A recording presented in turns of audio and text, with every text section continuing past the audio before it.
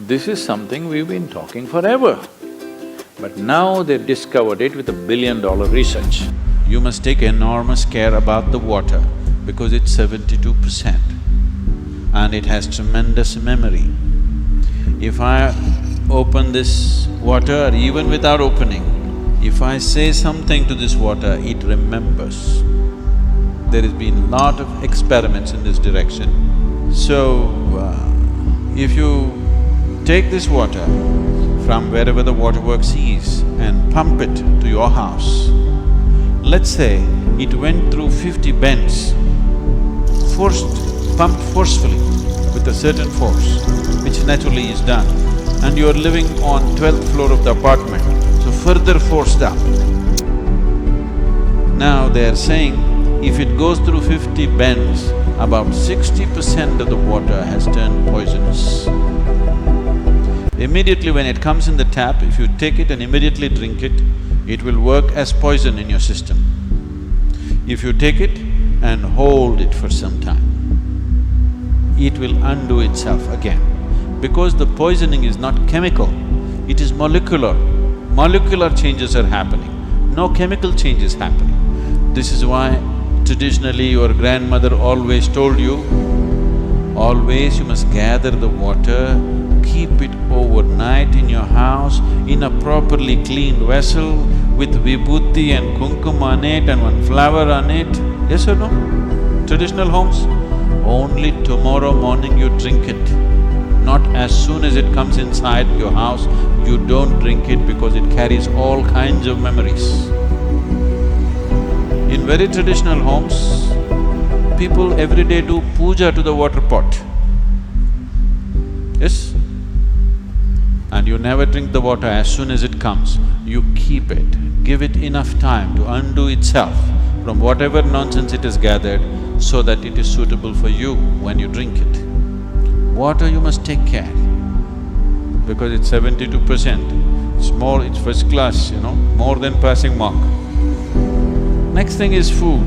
Comes up with this called intermittent fasting. It's not nonsense, it's good, but they rediscovered something that we have known forever. Now everybody is saying there must be a 16-hour gap. Then all your ailments will go away. What the hell were we saying all these thousands of years? Your body and your brain works at its best only when your stomach is empty. So we always make sure we eat in such a way, how much ever we eat, our stomach must be always empty within 2 to 2.5 hours time maximum. So we go to bed hungry always.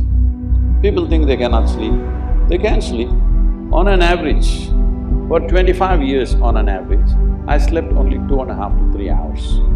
These days I'm getting little lazy and sleeping anywhere between 3.5 to 4.5 hours because any correction and purification that needs to happen in the body, your stomach needs to be empty. It's very, very important. Otherwise, the purification on the cellular level will not happen. You pile up things and then you have all kinds of problems. It's very important when it comes on your plate itself, you must treat it as a part of yourself. With great reverence, you must consume. Just the way you consume it, if you change that, food will behave very differently within you. This is what consciousness means. But the food that's going to become a part of you, first thing is your hands. Even if you physically don't touch it, just being conscious and being there, it clearly tells you how the food will behave within you. Whether this particular food on this particular day, should it go into you or not, because every day your body is not the same thing. Every day, every moment it's different. If you feel the food, you just know whether this food has to go into you on this day or not. If that much awareness is brought in, we don't have to go on telling people what they should eat. Every meal they must decide what they should eat in that meal. There is no one prescription that this is what you should eat for your life.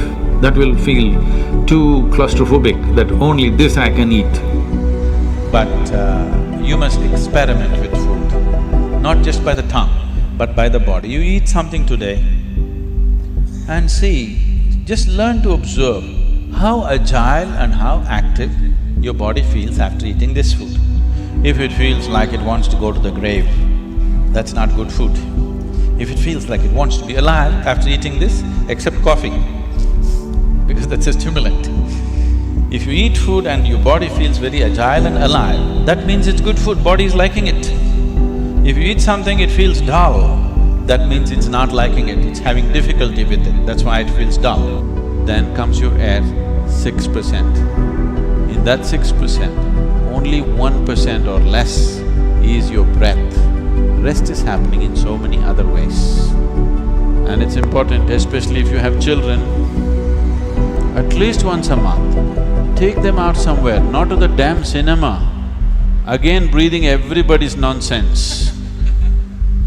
The air gets affected just by the sounds and the intentions and the emotions, all the rubbish that's happening on the screen and all the rubbish that's reflecting in human minds of violence, of sex, of greed, of this and that, is affecting that limited air in that hall in a tremendous way.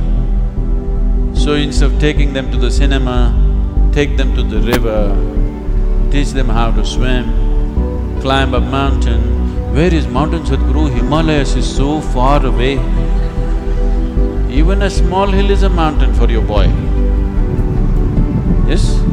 Even a little rock, just go climb and sit on one of them.